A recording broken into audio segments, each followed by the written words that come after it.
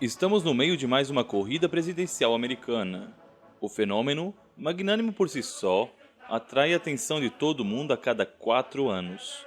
Políticos, empresários, artistas e cidadãos dos mais diversos voltam seus olhos para os Estados Unidos, pois uma coisa é sabida: do resultado dessa disputa depende o destino do planeta, pelo menos sob uma perspectiva mais ampla. Outra coisa também é de conhecimento geral. Não há corrida eleitoral na terra do tio Sam que não seja palco das mais inusitadas intrigas, fofocas e conflitos. Apesar de tudo isso, muitos ainda desconhecem como ocorre ao certo todo o processo eleitoral, que parece um pouco inusitado para nós, acostumados com um sistema simples de voto direto. Por isso, hoje abordaremos as eleições americanas, explicando seu funcionamento, a origem desse sistema e também as mudanças que ocorreram ao longo do tempo. Ficou curioso? Assista esse vídeo até o final, porque garanto que você vai gostar. Não se esqueça também de deixar o seu joinha e de me seguir no Instagram.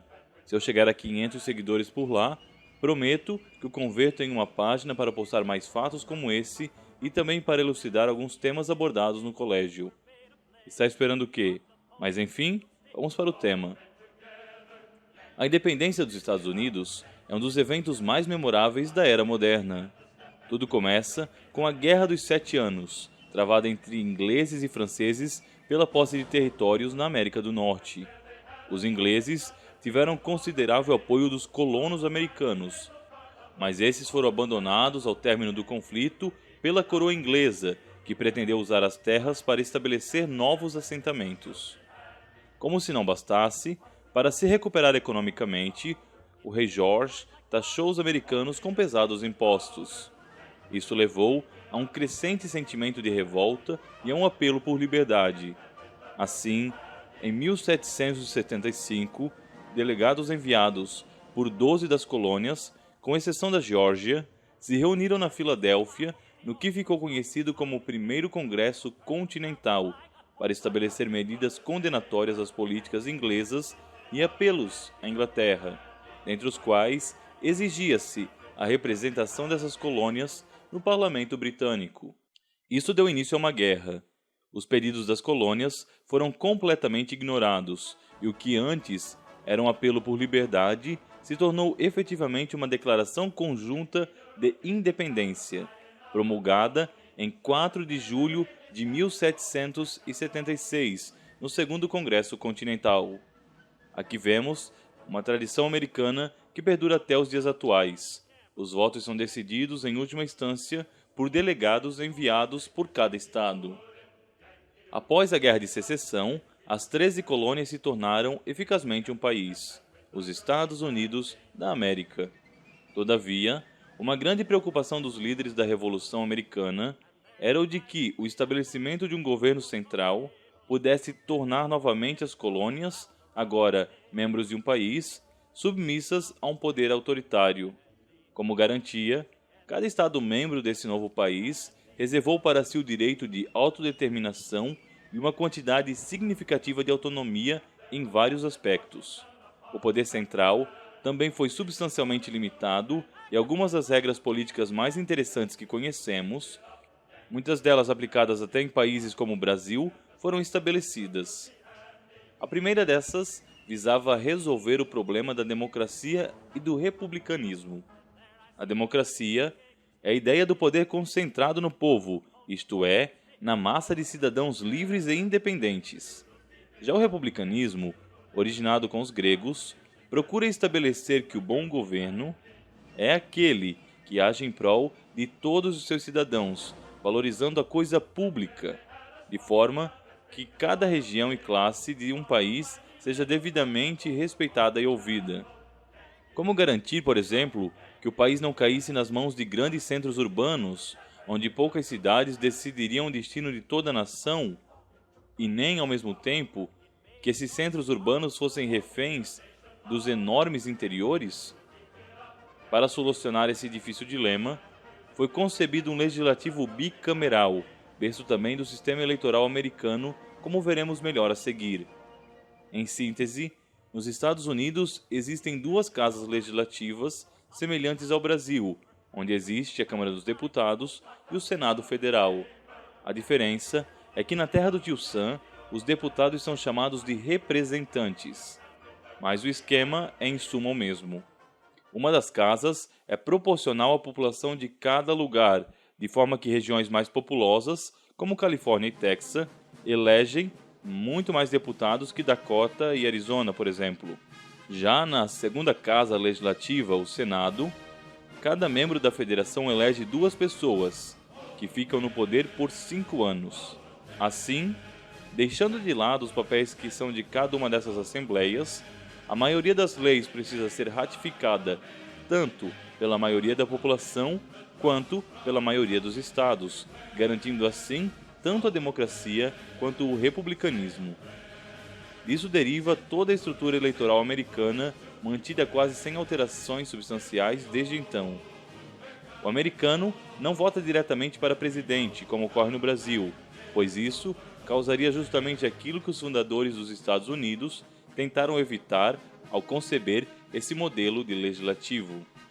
O que são eleitos, e aqui encontramos eco nos 2 congressos continentais que culminaram com a independência americana, são representantes que viajam e que, levando em si a bandeira de seu estado e respeitando a decisão de seus respectivos cidadãos, como fizeram aqueles que declararam a independência da América, escolhem assim o presidente. Parece estranho, não é? Mas é mais fácil do que você pensa. Pense no seguinte: o número de representantes que cada estado tem direito é a soma dos membros que ele possui nas 2 câmaras. Assim, a Califórnia, que possui 53 representantes e 2 senadores, possui 55 assentos no colégio eleitoral. Já Kentucky, onde existem apenas 5 representantes, além dos 2 senadores, leva 8 assentos. Esse sistema balanceia justamente as massas populacionais e as grandes áreas interioranas, de forma que um candidato precise sempre fazer uma campanha tendo em mente esses incontáveis fatores. Então, seguindo a Constituição americana, a cada ano bissexto os cidadãos de todos os estados se reúnem para votar em quem querem para presidente. E aqui, aquela autonomia de cada estado possui um fator importantíssimo. O governo central não costuma se meter na forma com que cada lugar realiza sua votação, salvo raras emendas que garantem que todo aquele maior de idade possui direito ao voto. Disso que algumas regiões votam por correio, outras não. Algumas proíbem o consumo de álcool no dia da sessão, outras limitam o tempo em que cada eleitor pode permanecer dentro da cabine. Vai de cada um. O que importa é que ao final, dependendo do resultado, sabe-se quem serão os delegados enviados para o dia da eleição real, sendo eles desse ou de outro partido. A maioria dos estados, com exceção do Maine e do Nebraska, que dividem proporcionalmente seus votos de acordo com a quantidade de eleitores, possuem um esquema de que o vencedor leva tudo. Dessa forma, se na Virgínia um membro do Partido Republicano vencer, por exemplo, mesmo com apenas 51% dos eleitores, ele angariaria todos os 13 votos do colégio eleitoral, que vão até a votação e dizem: no meu estado, queremos que fulano seja o presidente, e assim também com os outros integrantes da federação. Isso ocasionou um dilema interessante muitas vezes. Em 2016, por exemplo, Donald Trump conseguiu se tornar presidente mesmo com 2 milhões de votos a menos. Isso porque Hillary Clinton obteve uma maioria mais significativa e expressiva em seus estados, enquanto Trump alcançou uma margem mais modesta. Apesar disso, posteriormente foi compreendido que ocorreu muita corrupção em certos lugares e que talvez, mesmo Trump, tenha vencido também no voto popular. Outra vez em que isso ocorreu foi com George Bush, em 2000. Na ocasião, a eleição foi ainda mais conturbada. Durante o processo de contagem de votos, os jornalistas deram a vitória da Flórida para Al Gore, o candidato democrata. No entanto, quando as urnas foram abertas, Bush saiu substancialmente na frente, fazendo os jornais reverterem essa projeção. Conforme as urnas iam sendo apuradas, o número de votos entre os 2 candidatos deu uma margem de apenas 2.000 votos para o republicano, suficiente para que o democrata pedisse uma recontagem. O grande problema é que essa corrida presidencial foi justamente muito apertada e a Flórida decidiria o vencedor. Imagine você nessa situação. O cargo máximo de um país, com mais de 300 milhões de habitantes, ser decidido por uma diferença de 2.000 cédulas. A recontagem ocorreu, diminuindo mais ainda a vantagem de Bush, embora posteriormente os soldados que haviam votado fora do país aumentassem essa margem. Al Gore tentou fazer uma recontagem de toda a Flórida, mas ela se tornaria inconstitucional, pois o prazo limite para cada estado entregar seus resultados seria ultrapassado. Assim, numa decisão que ocasionou a ira do Partido Democrata, a Suprema Corte Americana decidiu, por 7 votos a 2, que a vitória de 500 votos para Bush seria mantida.